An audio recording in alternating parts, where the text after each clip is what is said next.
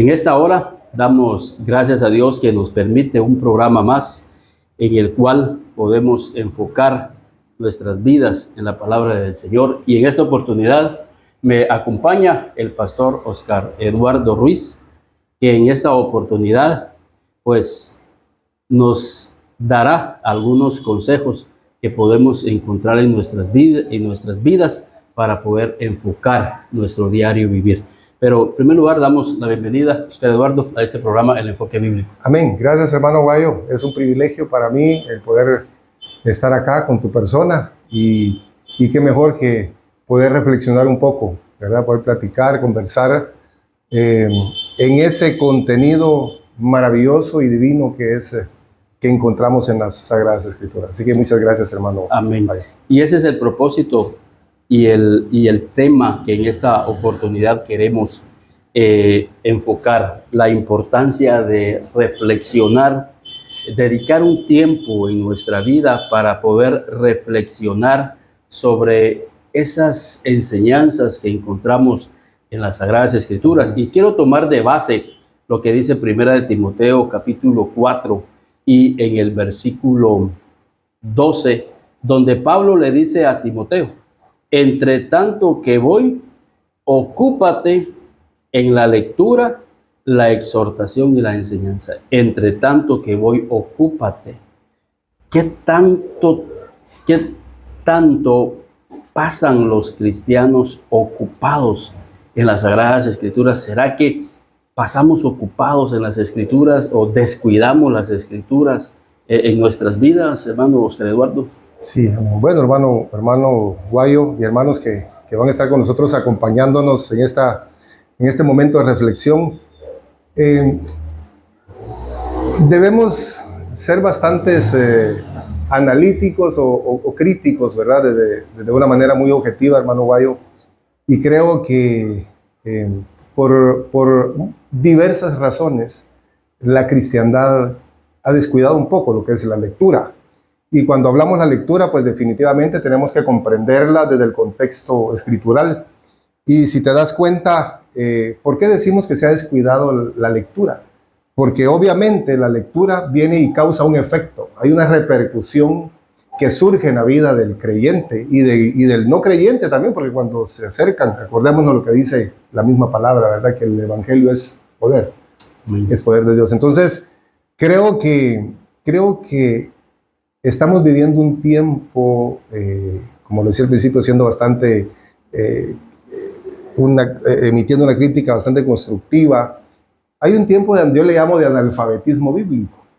Y esto cobra facturas muy altas y muy serias. Y creo que es el momento de retomar eso, retomarlo. Porque al final, hermano Bayo, vemos que la enseñanza pues, se va a ver reflejada en la vida del creyente.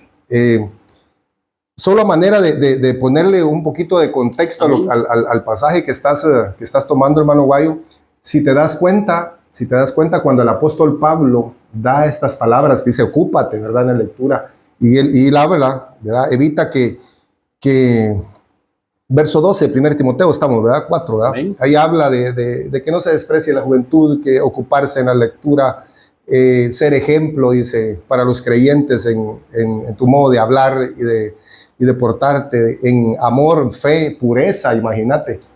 Entonces, ¿por qué se coloca la lectura? Acordémonos que en ese tiempo había muchas falsas doctrinas. O sea, la iglesia estaba siendo, pero totalmente invadida por todas esas falsas enseñanzas. Por otro punto, el apóstol Pablo, acuérdate que Pablo ya estaba prisionero. La mayoría de apóstoles habían fallecido.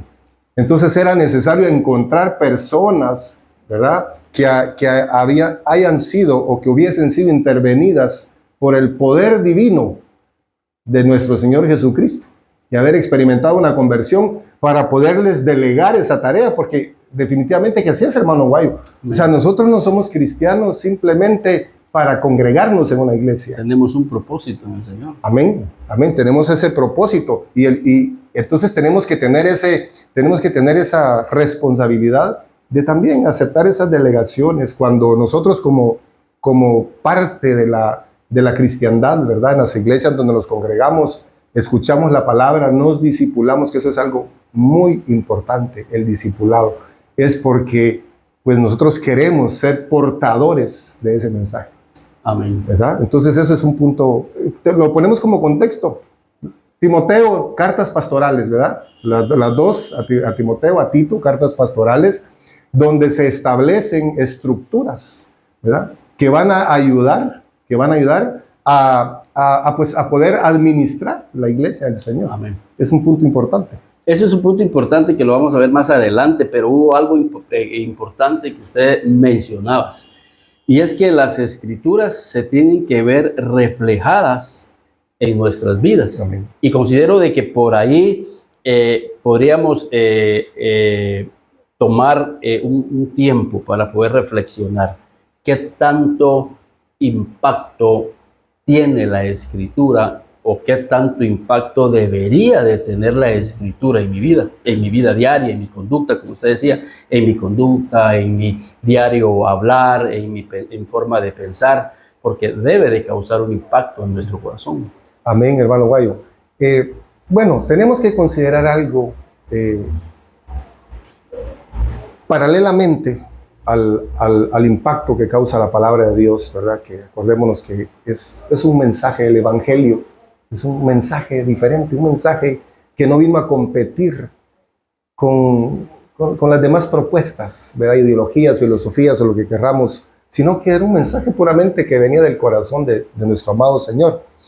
Pero paralelamente a esto también debemos entender que si lo vemos desde la perspectiva del cristianismo, nosotros como cristianos somos parte de una entidad que es la iglesia, y es una entidad divinamente, esto es algo muy importante, divinamente establecida por Dios o instituida por Dios.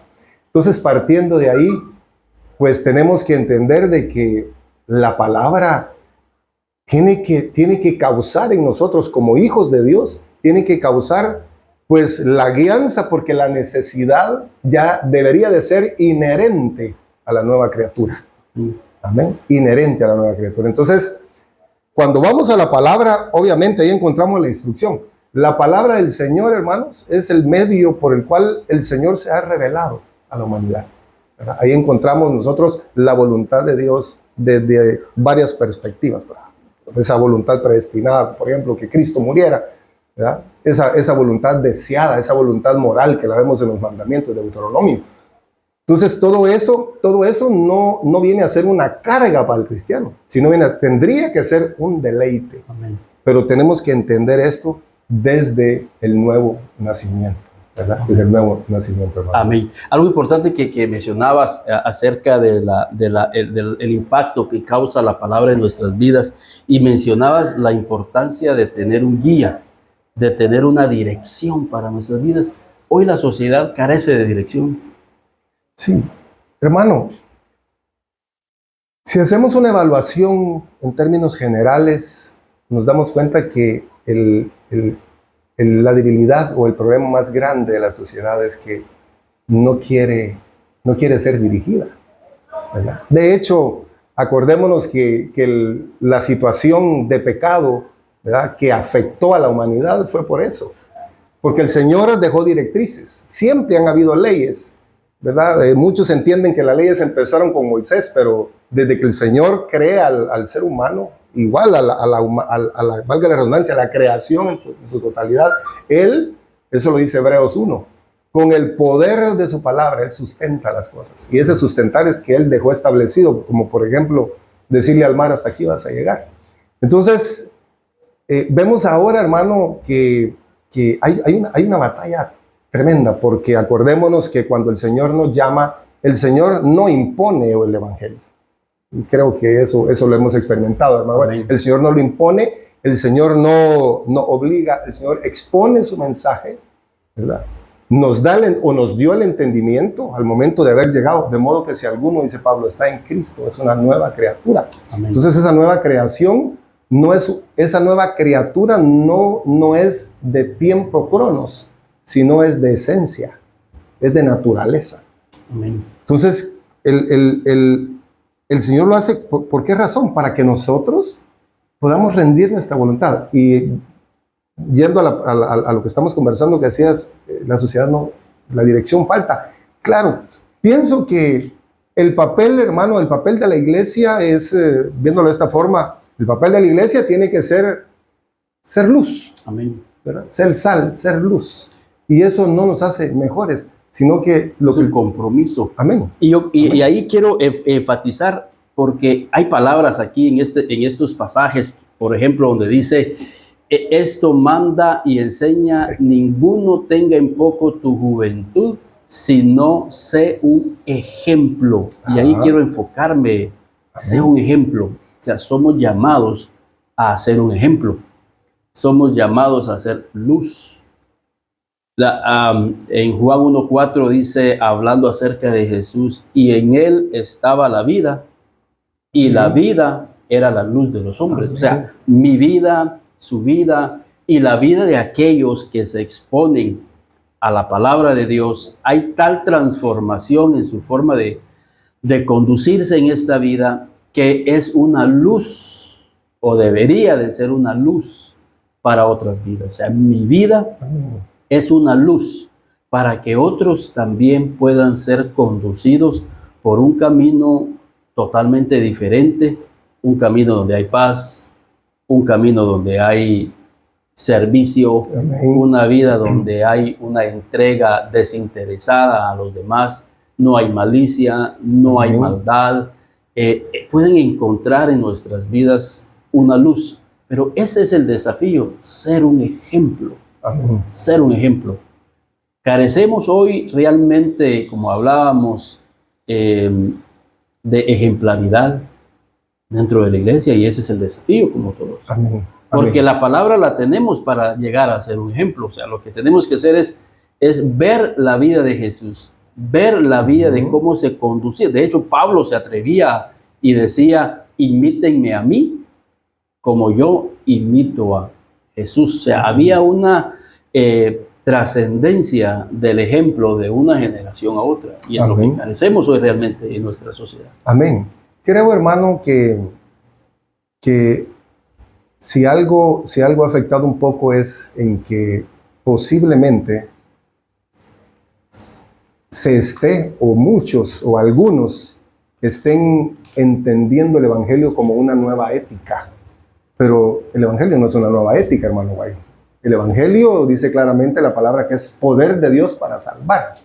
Entonces, ya por lo que decías, ¿verdad? De ser ejemplo, de volver de retomar realmente la vida cristiana, pero desde el contexto bíblico. Amén. No la vida cristiana desde un dogmatismo eclesiástico, sino que desde el contexto bíblico, que ese es el verdadero desafío. Pero todo esto va a partir desde, veámoslo de esta forma, ¿verdad? Tal vez va a parecer en estos tiempos, va a sonar como muy legalista o lo que sea, pero se tiene que partir desde una relación. Amén. Desde una comunión con Dios. Así es. Desde un momento de meditación. Correcto. O sea, tiene que partir de eso. Sí. No se puede partir de otra forma. De hecho, el mismo Jesús cuando se fue dijo, por tanto, id y haced discípulos, enseñándoles que guarden todas las cosas que yo os he enseñado. Amén. O sea, lo que estamos diciendo es que, y lo que usted decía, y lo que logro entender, es que no podemos obviar las enseñanzas de Jesús. Amén. Por el dogmatismo del ser humano que ha introducido filosofía, que ha introducido psicología, que ha introducido sociología.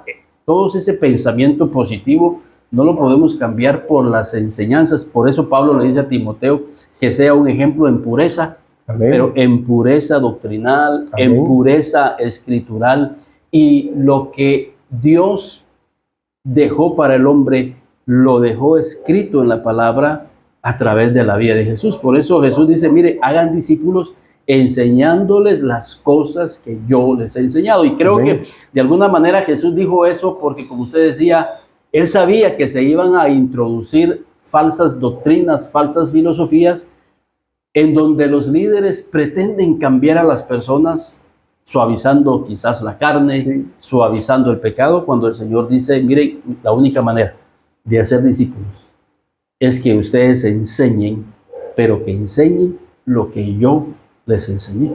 Amén, amén. Una de las doctrinas que Pablo quería contrarrestar, por ejemplo, en Timoteo, ¿verdad? Recordemos que Timoteo fue un pastor delegado, estuvo en Éfeso pastoreando mucho tiempo.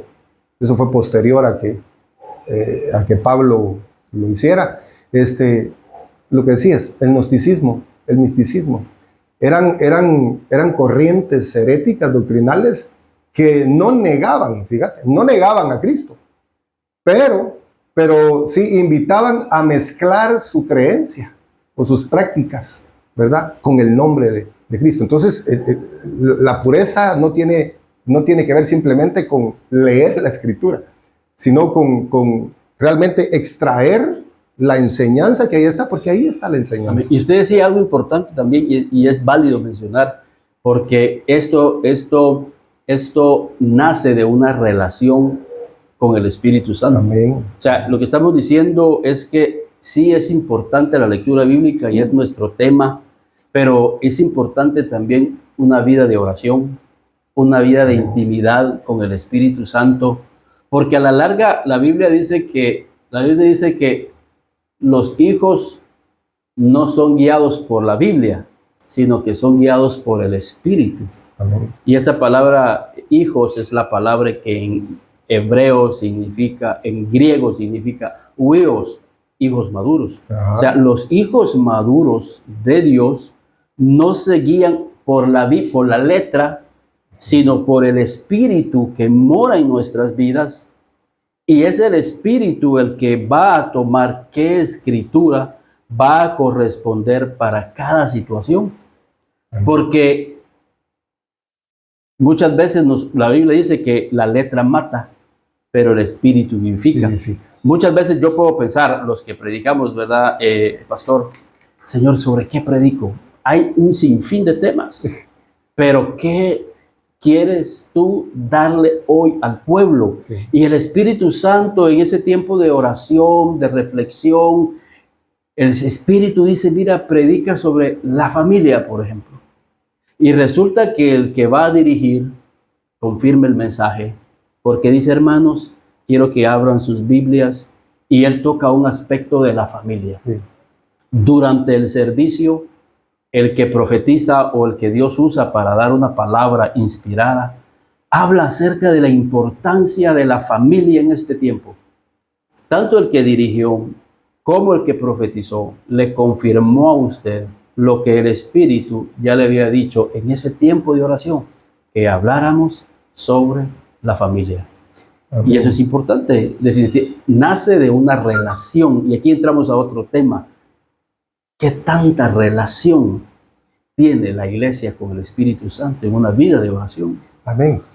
Bueno, la relación, yo creo que nosotros en lo individual, hermano Guayo, como cristianos, como creyentes, ¿verdad? Independientemente si somos ovejas, si somos pastores, o sin importar realmente cuál sea la jerarquía o el cargo, creo que nosotros tenemos voy a usar esta palabra, tal vez no la más adecuada, un termómetro para ver nuestra relación. Y la Biblia habla de frutos espirituales, ¿verdad? Habla de dones espirituales. Entonces, algo tiene que suceder en la vida de aquel que tiene una comunión íntima, porque realmente eso se ha perdido. Amén. Y Jesús dijo, por sus frutos los conoceréis. Yo creo que es un termómetro, como usted dijo, avalado por el Señor Jesús, porque Él dijo, por sus frutos los conoceréis. De hecho, cuando hablamos en el Salmo 1, 2, que habla acerca de el varón que medita de día y de noche, lo relaciona como el árbol que tiene fruto. Amén.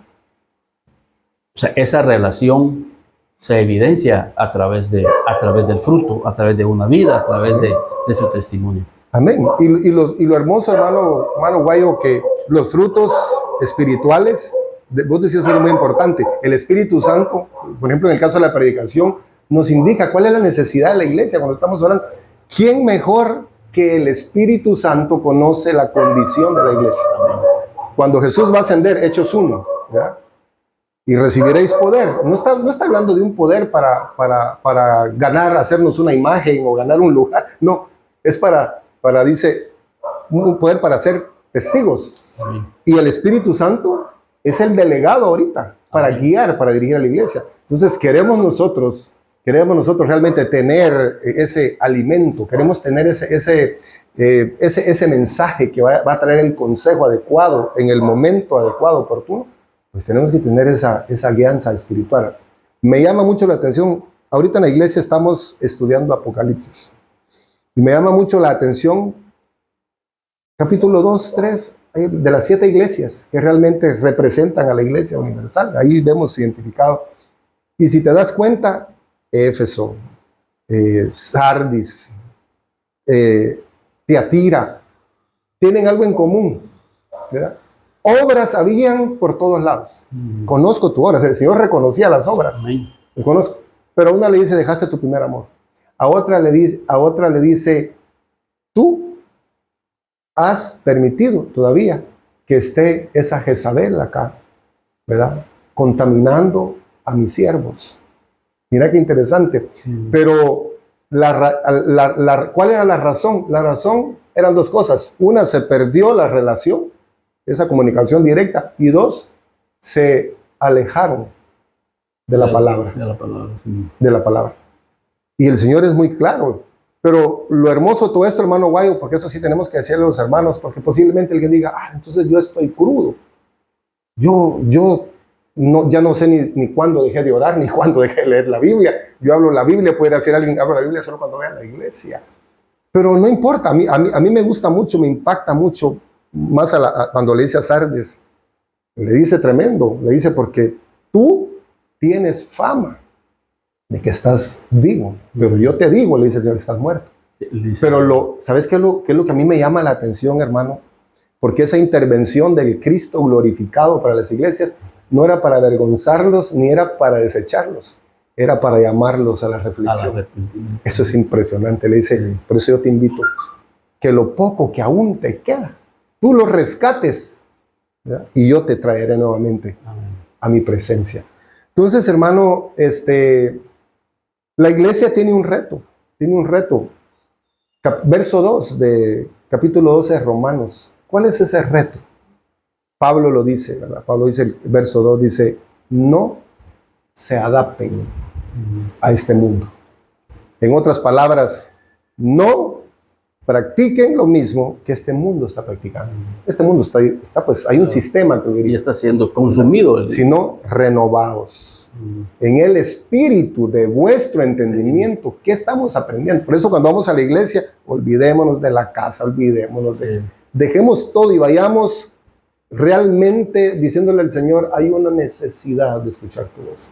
Renovados al espíritu de vuestro entendimiento para que conozcan la buena, agradable y perfecta voluntad de Dios. ¿Verdad? Sí, lo que estamos hablando, excelente aporte del pastor, es que las escrituras hacen una transformación en nuestro entendimiento para que podamos comprender que la voluntad de Dios es agradable, que la voluntad de Dios es perfecta. Y eso habla de dejarnos guiar y dejarnos direccionar por el Señor, porque es lo mejor para nuestras vidas. Y algo que me llamaba la atención acerca de las iglesias de Apocalipsis, que tenían 2 características, que habían dejado la escritura y habían dejado la relación.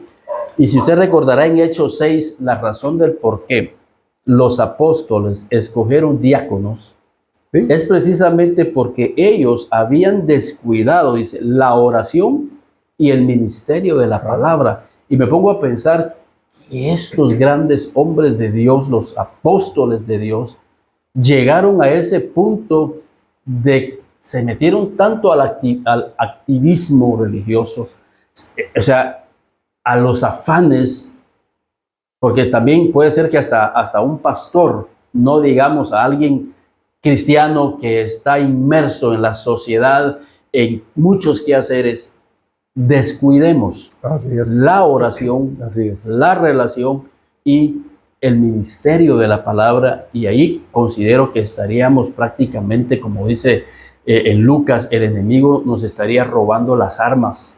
Amén. Nos estaría robando las armas, porque la palabra, que es la espada, y la oración, que realmente es indispensable en nuestras vidas cristianas, consideraría que estaríamos prácticamente cayendo como cayó la iglesia de Apocalipsis, con muchas, digamos, actividades, con muchas cosas, pero que realmente habíamos perdido nuestro primer amor. Amén. El punto medular del evangelio o de la vida cristiana es ese, hermano Mayo, la palabra. Si analizamos el ministerio público de nuestro Señor Jesucristo, en esos 3 años y meses que el Señor ministró, ¿a qué le dedicó la mayor cantidad de tiempo? Al discipulado, a la enseñanza, a la palabra. De hecho, cuando sale de este mundo, Él les exhorta: hagan discípulos enseñándoles. Siguió Él, como usted decía, amén, puntuando, hilvanando esa verdad, enseñándoles. Es la enseñanza. Amén. Fíjate que hay otro punto bien hermoso, tomando a nuestro Señor Jesús, ¿verdad?, como ejemplo. El Señor dice en una ocasión: ustedes verdaderamente son mis amigos si obedecen mi palabra. Amén. Ni siquiera, imagínate el lugar que ocupa la palabra. Es que realmente es por la palabra que somos salvos. Amén. Claro, aplicada por la gracia del Señor, ¿verdad?, y el Espíritu Santo, pero Él dice: ustedes verdaderamente son mis amigos si obedecen mi palabra. Ustedes son mis discípulos si obedecen mi palabra. Hay una condicionante. Ustedes gozan de la eternidad, dice, si obedecen mi palabra. O sea, la palabra es el punto central, ¿verdad?, que el Señor establece como el principio de una vida cristiana saludable. Por eso yo decía al principio, hermano Guayo, no veamos el cristianismo como una ética nueva. Sí. No, veámosla como lo que es. Como una relación. Exacto, una relación producto de un plan salvífico y de una obra de redención, que es lo que vemos. La Biblia, desde Génesis hasta Apocalipsis, nos habla de una maravillosa, de una fascinante, ¿verdad?, historia de redención. El joven rico, considero yo, que veía quizás la vida cristiana, como usted decía, como algo ético, porque él decía: yo desde mi juventud he guardado todas estas cosas. Pero cuando ya el Señor lo llamó a una relación, lo llamó a un desafío, sí, y lo llamó realmente a renunciar a aquello, la misma Biblia dice que se entristeció en su corazón. Entristeció, amén. Y eso considero yo de que el Señor nos va a llamar a desafíos, porque como usted decía en Romanos, vivir en la voluntad de Dios es tener una vida de obediencia. Amén.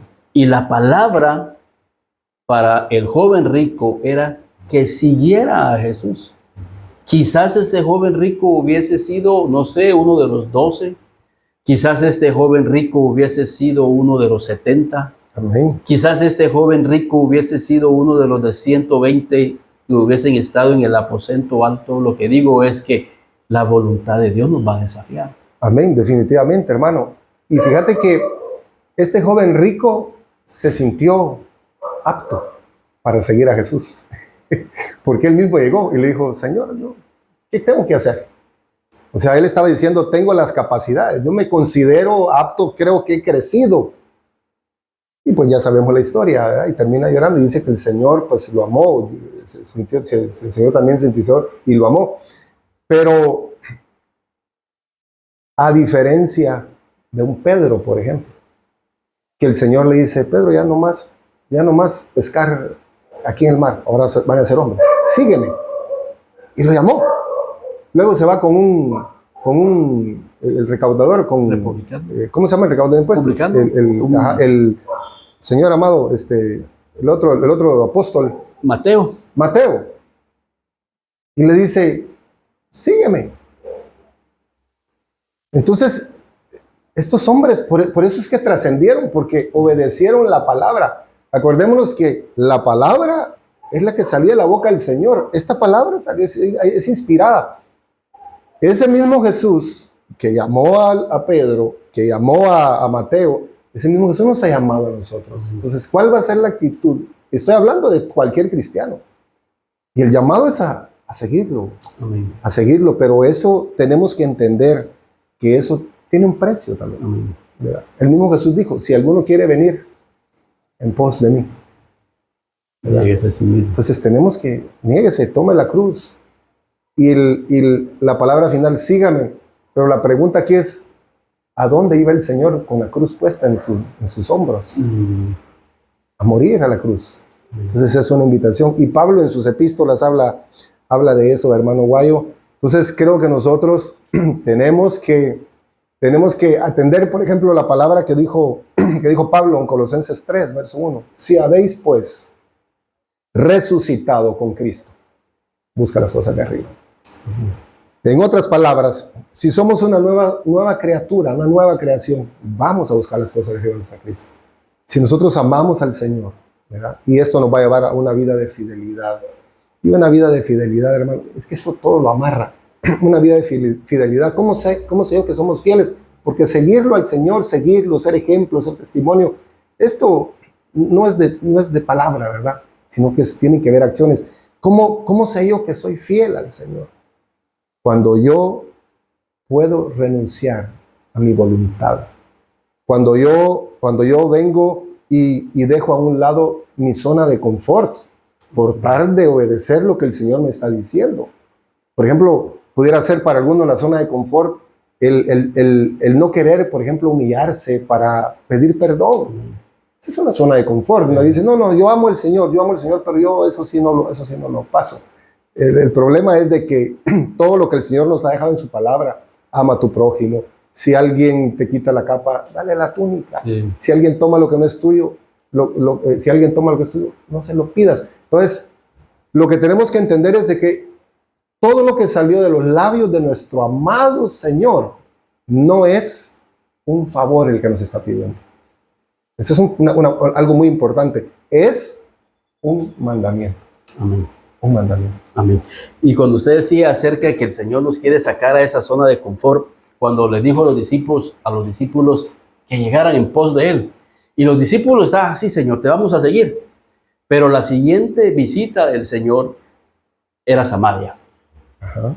Y la Biblia dice en Juan 4, por los mismos samaritanos, ¿cómo tú, siendo judío, me pides a mí de beber si judíos y samaritanos no se tratan entre sí?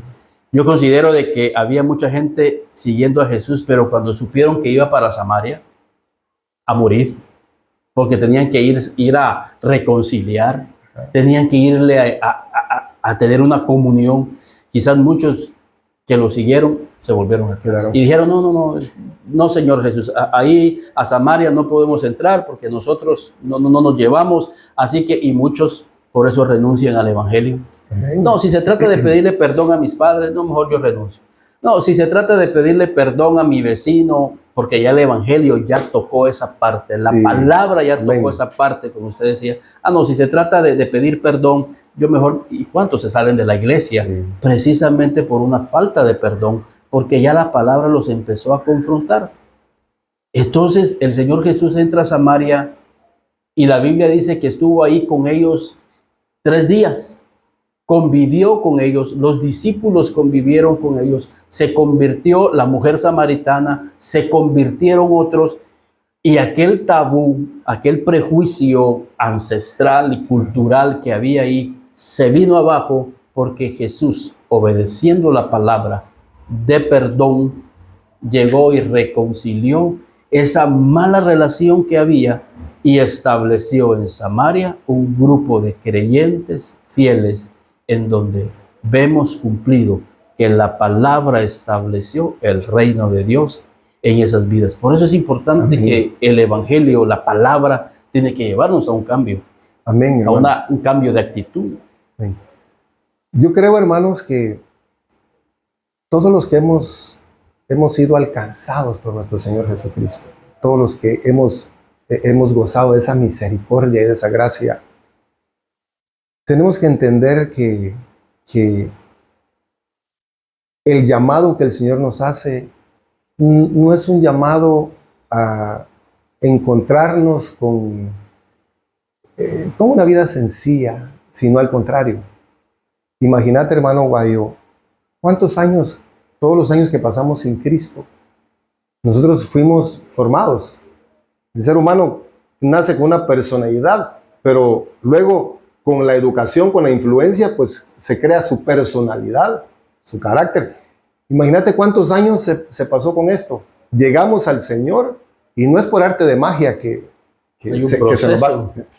Pero en ese proceso, es que eso es lo hermoso del Evangelio, cuando dice que Él nos ha hecho participantes de su reino. Está en eso porque nosotros tenemos la oportunidad de provocar ese momento, ese espacio para que el Señor obre, pero tenemos que ceder. Un punto importante, hablando con el tema del perdón, que esto es algo que es algo que es un punto bien tremendo. No se nos debe olvidar que el Señor establece algo muy especial. Cuando sus discípulos le dicen, enséñanos a orar, Juan le enseñó a sus discípulos. Y en la oración que Jesús enseña, ¿verdad? Que más que simples repeticiones, él está describiendo realmente cómo un cristiano se identifica. Pero ahí dice, y perdona nuestras ofensas, así como también nosotros perdonamos a los que nos ofenden.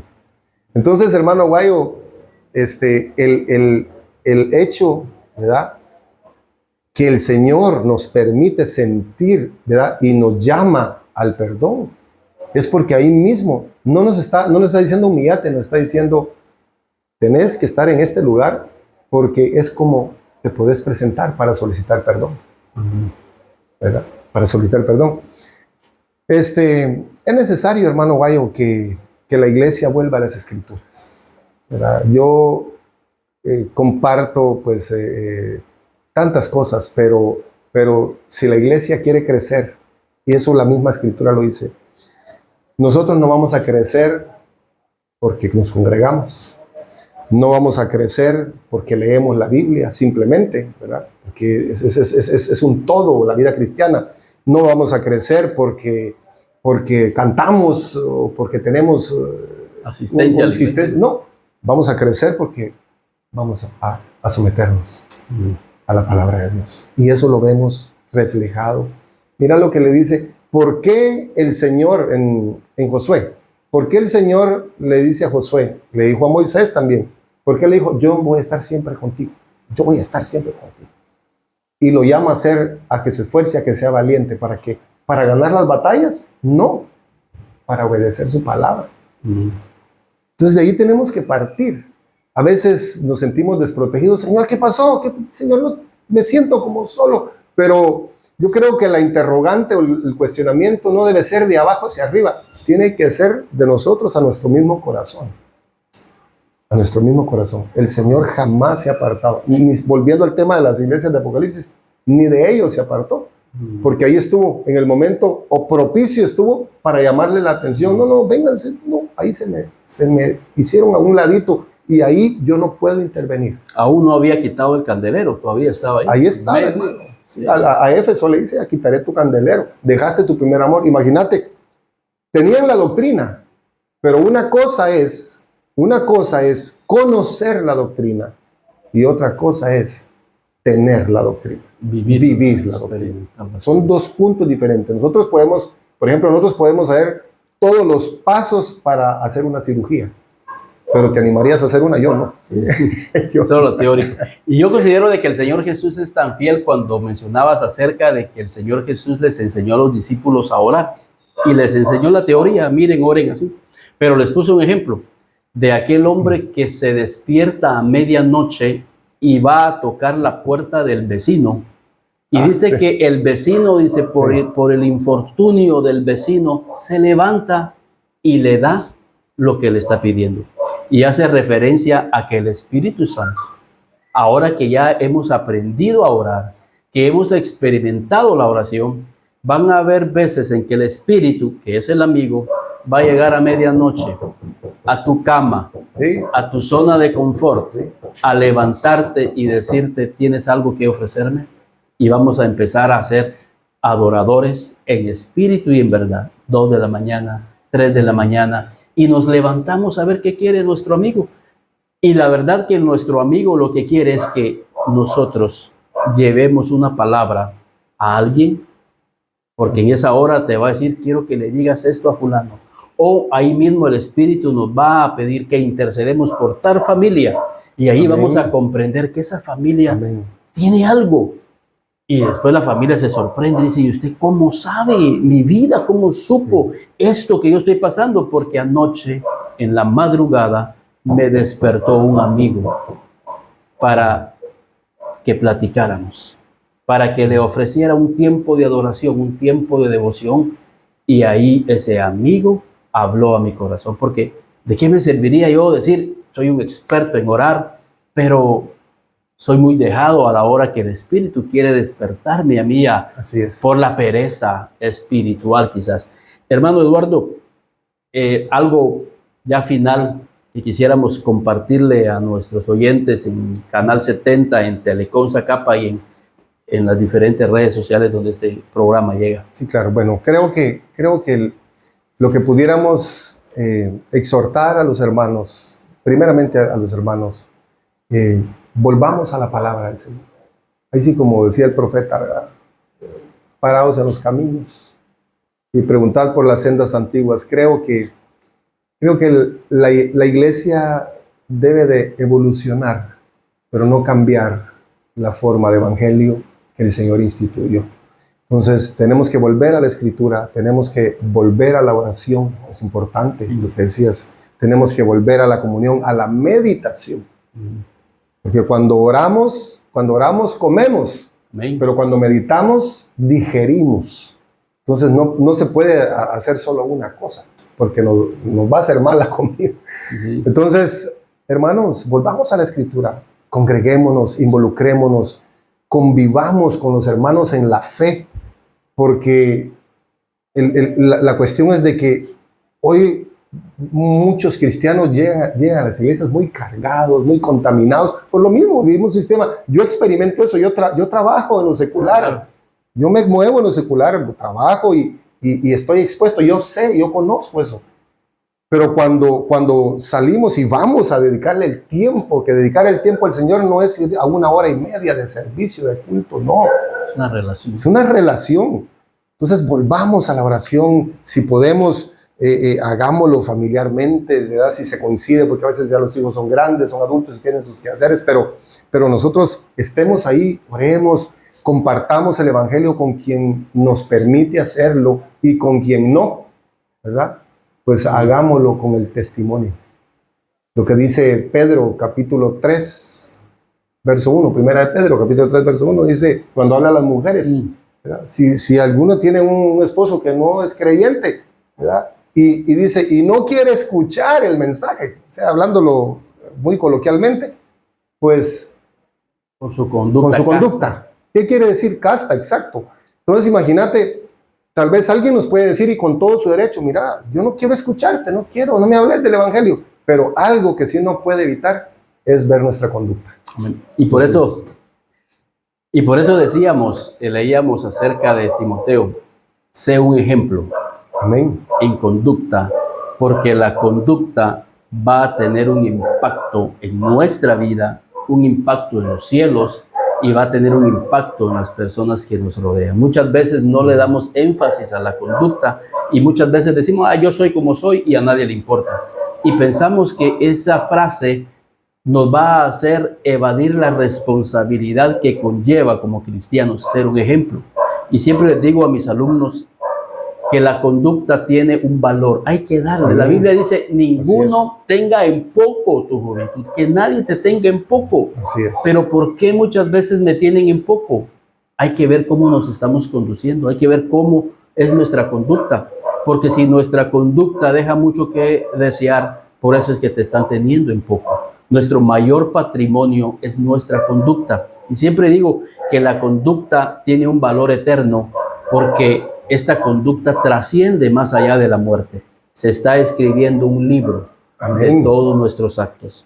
La conducta tiene un valor ministerial, porque usted en su iglesia tiene muchos jóvenes que tienen dones y tienen talentos, pero usted antes de ver los dones y los talentos, usted ve la conducta. Amén. Sí, hermano, mira, este es otro punto, bueno, ese es para otra cosa, para otro tema, pero Como la iglesia, exacto. No, nosotros nos podemos llegar, o sea, el Señor no nos dijo, miren, agarren al tecladista, agarren al guitarrista, agarren cantante. No, Él sobrepone a todo eso el ser un nacido de nuevo. Amén. De ahí partimos, hermano. Amén. Nacido de nuevo, ¿verdad? Ese es el punto. La conducta tiene un valor ministerial, porque te abre puertas en el ministerio. La conducta tiene un valor laboral, porque a nadie le dan un trabajo si sus antecedentes penales o policíacos están manchados. Si no llevas una carta de recomendación, no te contratan. La conducta tiene un valor eterno, tiene un valor ministerial, tiene un valor laboral y tiene un valor social. Proverbios dice, es mejor la buena fama que las muchas riquezas. Amén. Y creo que de eso se trata. Pero ¿cómo logro una buena conducta? Y ahí es donde entra el punto. La palabra nos transforma el entendimiento y el poder de la oración nos da la gracia para poder cumplir lo que la palabra nos enseña. Así que, hermano Oscar Eduardo, muchas gracias por estar en este programa, El Enfoque Bíblico, deseando que este programa sea de edificación para las vidas, las familias, los jóvenes que van a verlo en las diferentes redes sociales y en nuestro canal Cristovisión, en el canal 70. Amén. Así es. Gracias, hermano Guayo, por la invitación.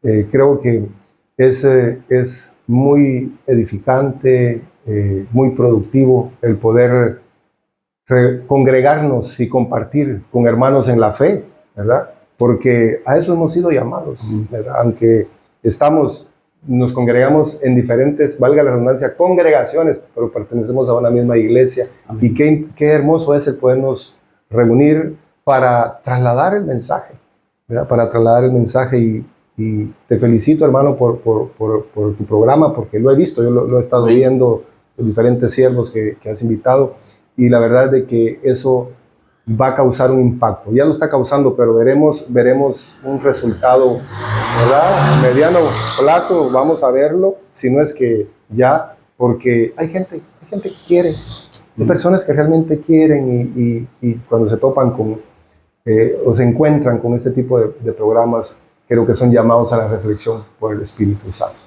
Amén. Gracias, hermano. Amén. Gracias. Y eso es lo que deseamos, unificar el cuerpo de Cristo, porque tenemos una fe, un mismo espíritu, y eso es lo que nos hace ser hermanos. Así que Dios les bendiga y que este programa sea de edificación para sus vidas. Es más, les voy a dejar el teléfono del pastor Oscar Eduardo. Él tiene su iglesia aquí en el barrio La Laguna.